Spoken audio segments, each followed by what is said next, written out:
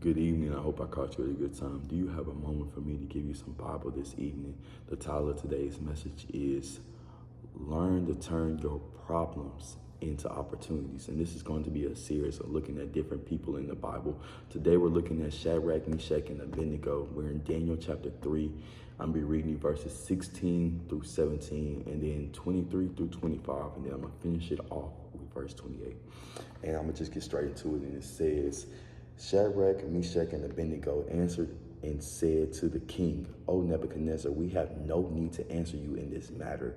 If that is the case, our God whom we serve is able to deliver us from the burning fiery furnace, and he will deliver us from your hand. This is verse 23. And these three men, Shadrach, Meshach, and Abednego, fell down bound in the midst of the burning fiery furnace. Then the king Nebuchadnezzar was astonished, and he rose in haste and spoke, saying to his counselors, Did we not cast three men bound in the midst of the fire? They answered and said to the king, True, O king. Look, he answered, I see four men loose, walking in the midst of the fire, and they are not hurt, and the form of the fourth is like the Son of God. Wow. These young men were like the counselors or a part of King Nebuchadnezzar's upper management.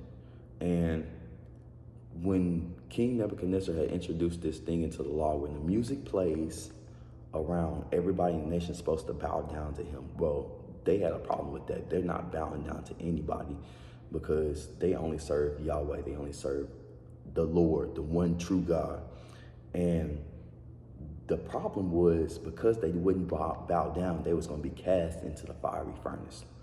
Well, that wasn't a problem for them because they said, we're not bowing down to you, and our God is going to deliver us from this.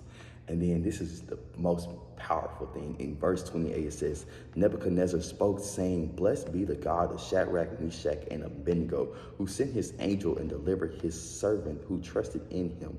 And they have frustrated the king's word and yielded their bodies that they should not serve nor worship any god except their own God.